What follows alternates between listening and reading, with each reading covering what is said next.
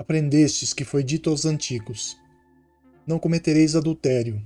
Eu, porém, vos digo que aquele que houver olhado uma mulher com mau desejo para com ela, já em seu coração cometeu adultério com ela.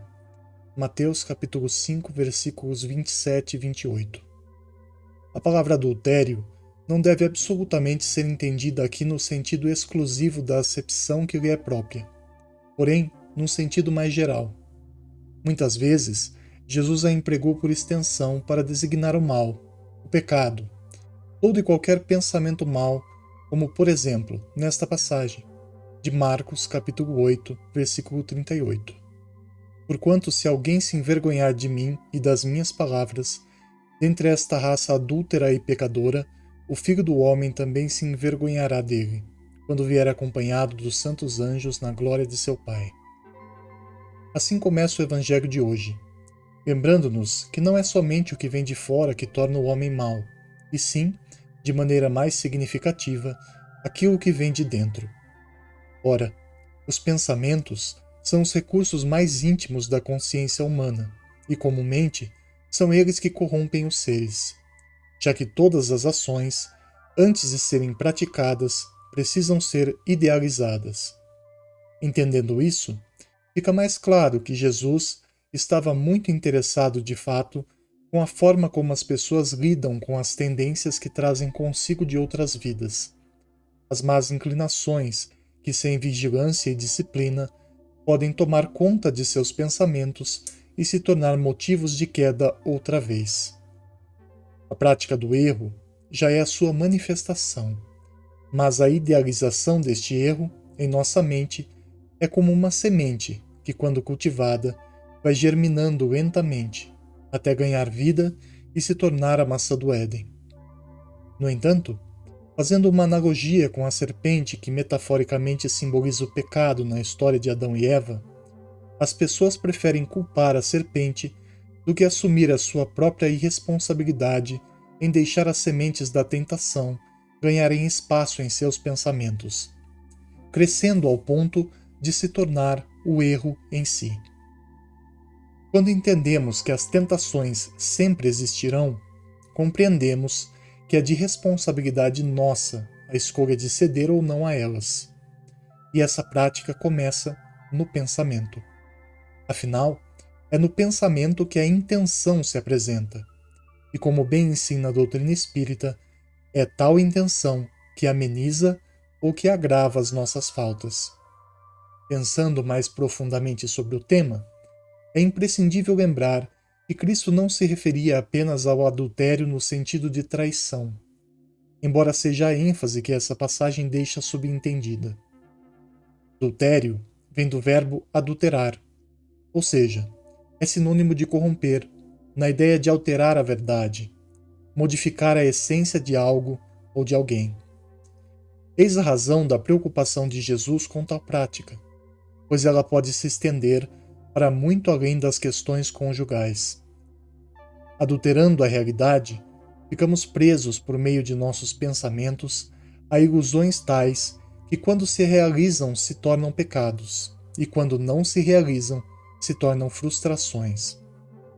Onde quero chegar com essa observação é que, quando tentamos fugir da realidade das coisas por intermédio do adultério, então as resoluções nunca estarão em nosso favor.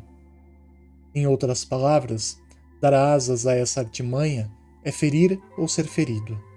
É se endividar a curto ou a longo prazo.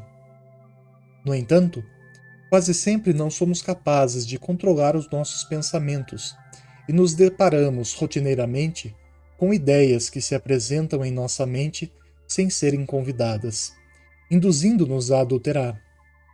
Traição, crimes, roubos, assassínios, vinganças, entre tantas outras coisas, são senão sinônimos do adultério ao qual Cristo se referia. O que fazer então nessas circunstâncias? Podemos ceder ou não, a escolha é nossa. Eis a razão de o Espiritismo nos ensinar a célebre frase: vigiai e orai. Pois temos que manter os nossos pensamentos em vigilância constante, para que, quando eles tentarem nos desviar do bom caminho, nós sejamos capazes de identificar rapidamente, não permitindo que a semente do erro sequer tenha a chance de começar a germinar dentro de nós. Ainda assim, é válido lembrar que essas tendências ao erro que se manifestam em nossa vida são indicadores de que não somos perfeitos. Apontam nossas falhas e inclinações que devem ser combatidas a todo custo. Isso é importante porque só seremos perfeitos de fato quando não formos mais alvos desses pensamentos intrusos e malfazejos. O Evangelho de hoje nos ensina que aqueles que ainda recebem o acesso desse tipo de pensamento têm muito trabalho a se fazer, sendo divididos em duas categorias: os que se esforçam e os que se comprazem no mal. No primeiro, o progresso está acontecendo e conduzindo aquele ser para um futuro melhor, enquanto no segundo, para quem se compraz com as ideias que os desviam de Deus, o erro, as dívidas e a necessidade de sofrimento, resgate e reparação se agigantam. Por isso é importante escolher conscientemente em qual categoria desejamos estar. Por fim, Cristo sabia que nossa maior arma para lutarmos contra a manifestação dessas nossas más inclinações estava na forma como lidamos com nossos pensamentos, pois é a partir deles que nascem as boas e as más ações. Sabendo disso, rogamos a Deus Todo-Poderoso que nos ajude a discernir melhor em nossa jornada, aprendendo a vigiar nossos pensamentos para que não precisemos adulterar nada em nosso caminho. Afinal, para que tentar corromper aquilo que Deus, em sua suprema bondade e justiça, criou? Alguns poderiam tentar distorcer essa afirmação para dizer que, se é desta maneira, então não poderíamos mudar absolutamente nada nesta vida, já que Deus criou a tudo. Contudo, quando falo sobre as obras do Divino, refiro-me àquilo que está de acordo com suas leis, e não àquilo que é motivo de vergonha, de sofrimento, de rancor, de frustração, de desequilíbrio e de excesso de todos os tipos. Enfim, de tudo aquilo que conduz o homem à sua própria perdição. É preciso, assim, que muita coisa se modifique sim nesta vida, mas é importante ressaltar que só se muda, ou só se deve mudar, aquilo que é contrário à lei divina de amor e justiça. Essa é a nossa missão, por fim, na experiência carnal, rumo ao progresso espiritual.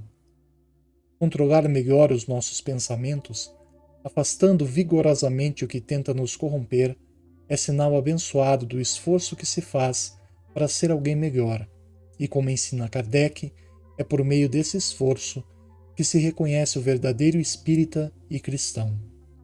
Sejamos gratos, portanto, a Jesus Cristo, que nos ensinou que é em nossa mente que mora nossos maiores inimigos e também nossos maiores aliados.